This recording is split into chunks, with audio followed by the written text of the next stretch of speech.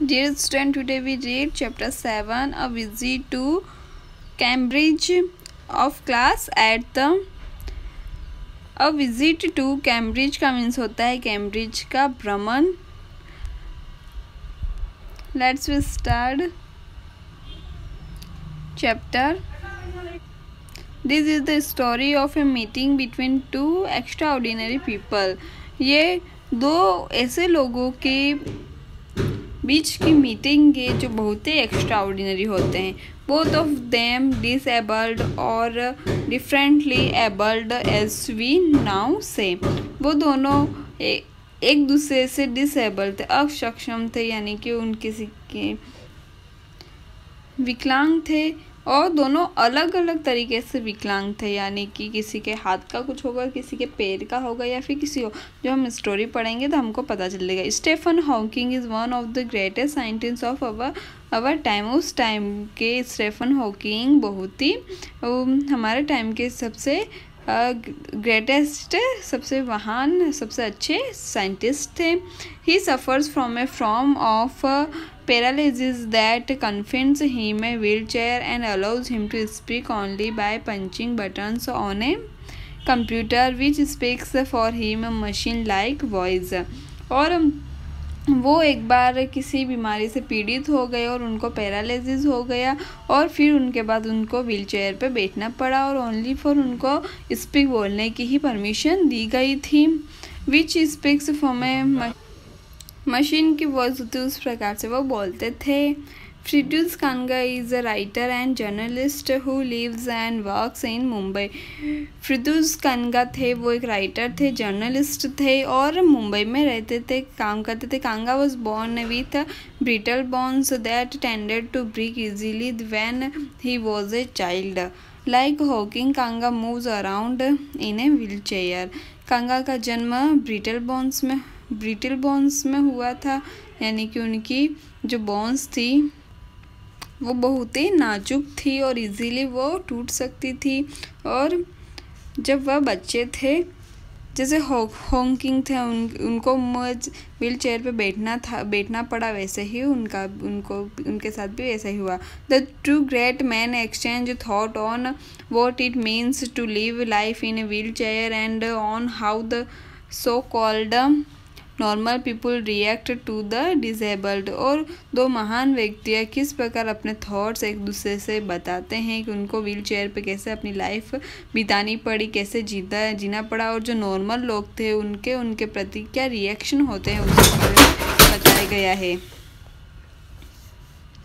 Cambridge was a my metaphor for England, and it was strange that when I left it had become altogether something else because I had met Stephen Hawking there. Cambridge मेरे लिए England का एक रूपक है, और वह बहुत ही strange बात थी कि जब मैं वहाँ से रवाना हुआ तो उसका रूप पूरी तरह से कुछ और हो गया, बिकॉज मैं वहाँ पर स्टीफन हॉकिंग से मिला था. It was on a walking tour through Cambridge that the guide mentioning Stephen Hawking pure man. Cambridge में जब मैं भ्रमण पर था तो गाइड हॉकिंग का नाम लिया, बेचारा आदमी जो बिल्कुल अपंग हो गया है. Who is quite disabled now, though he is a worthy success, is Isaac Newton, whose chair he has at the university, and I started because I had quite forgotten that this most brilliant and completely paralyzed astrophysicist. The author is a brief history of time, one of the biggest bestseller ever lived here.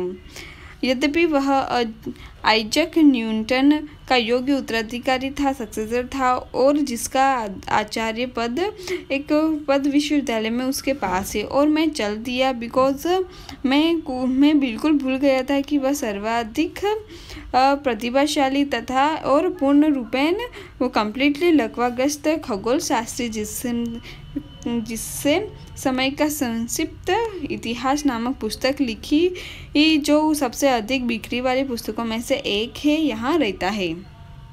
When the walking tour was done, I rushed to a phone booth and almost tearing the cord so it could reach me outside found Stephen Hawkings house.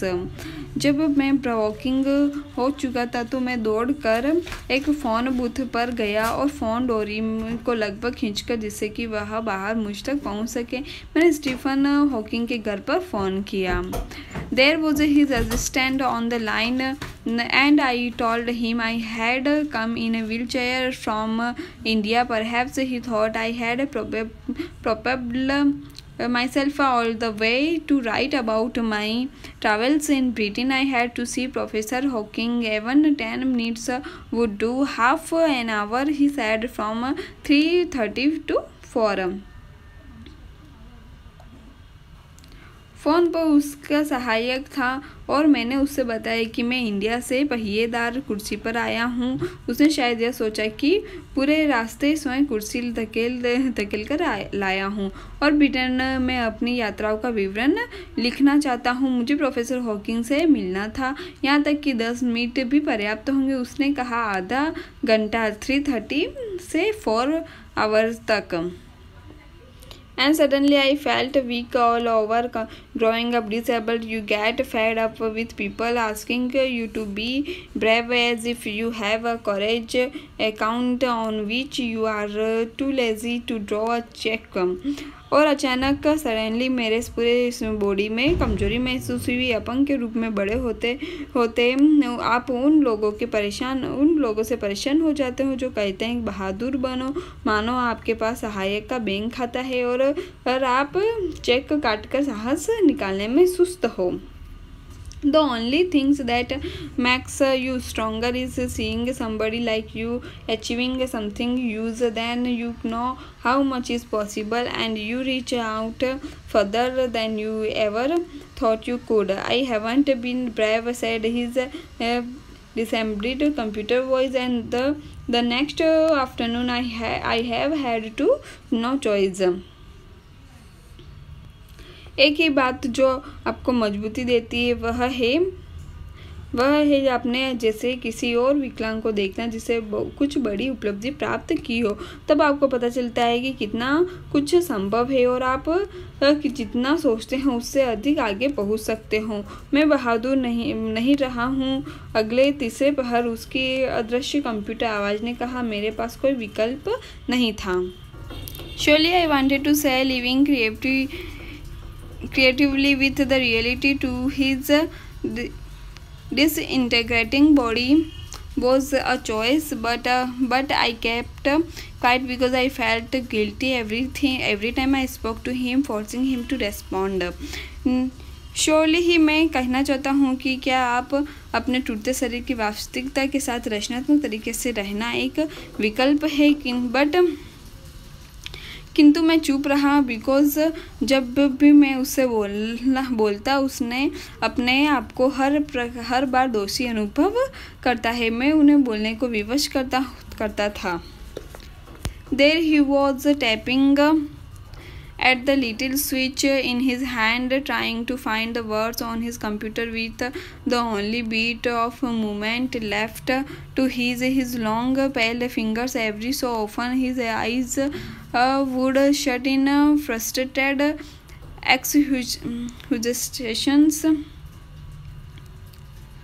वह अपने हाथ में छोटे से switch को थपथपाते हुए बैठे थे, अपने कंप्यूटर पर दो तलाश करने का प्रयास करता। यही उनकी लंबी पीली पड़ी हुई फिंगर्स को थोड़ी बहुत शेष बची हलचल थी और हर बार उसकी आईज निराशापूर्ण थकान से बंद हो जाती थी। And sitting opposite him I could feel his anguish, the mind beyond his thought that came out in frozen phrases and sentences stiff as corpses. और उनके सामने बैठा हुआ मैं उनकी मानसिक पीड़ा को महसूस कर सकता था। उनका मन उन विचारों से उत्तेजित हो जाता था जो जमे हुए वाक्यांशों तथा लाशों जैसे कठोर वाक्यों से में बाहर निकलते थे। A lot of people seem to think that disabled people are chronically unhappy. I said, I know that's not true myself. Are you often laughing inside? ऐसा लगता है कि बहुत से लोग सोचते हैं कि अपंग लोग सदैव दुखी रहते हैं। मैंने कहा, मैं जानता हूँ मेरे साथ यह सत्य नहीं है। क्या आप अक्सर अंदर ही अंदर हंसते रहते हो? About 3 minutes later he responded, I found it amusing with people patronize me. करीब 3 मिनट बाद उन्होंने आंसर दिया, मुझे हंसी आती है जब लोग मुझे प्रोत्साहन देते हैं। और क्या आपको चिढ़ नहीं होती है?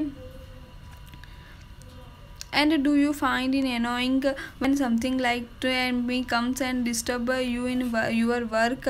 The answer flashed yes. Then he smiled his one-way smile, and I knew without being sentimental or silly that I was looking at one of the most beautiful men in the world. जब मेरे जैसे व्यक्ति आपके पास आता है और तथा आपके काम में बाधा डालता है, तुरंत उत्तर चमका लगता है, तब वह अपने एक तरफा तरीके से मुस्कुराए और भावुक या मूर्ख हुए बिना मैं जानता था कि मैं विश्व के सर्वाधिक ब्यूटीफुल व्यक्तियों में से एक को देख रहा था। A first glimpse of him is shocking because he is like a still photograph, as if all those pictures of him magazines and newspaper have turned 3-dimensional. उनकी पहली झलक शॉकिंग वाली थी क्योंकि वे एक स्थिर फोटो में समान है, मानो न्यूज़पेपर व मैगजीन्स में उनके वे सभी फोटो 3 आयामी में बदल गए हों। Then you see the head twisted sideways into a slump, the torso shrunk inside the pale blue shirt, the vested legs. You look at his eyes, which can speak still, and they are saying something huge and urgent. It is hard to tell what. फिर आप उनके सिर को मुड़कर एक और लटके हुए देखते हैं। धड़ हल्के नीले रंग की कमीज में सिकुड़ा हुआ, टांगे बहुत ही दुबली पतली, और उनकी आंखों को देख सकते हैं जो बोलती है, स्थिर है और कोई बड़ी एवं जरूरी बात कह रही है। यह कहना कठिन है कि वह क्या कह रही है। But you are second because you have seen something you never thought could be seen. But आप हिल जाते हैं बिकॉज आपके जैसी ऐसी चीज़ देख ली है जिसे देख पाने की आपको कभी कोई आशा नहीं है थी। Before you like a lantern whose walls are worn so thin you glimpse only the light inside is the incandescence of a man. The body almost irrelevant exists only like a case made of shadow, so that I now believe in internal souls, know that this is what each of us is, everything else an accessory.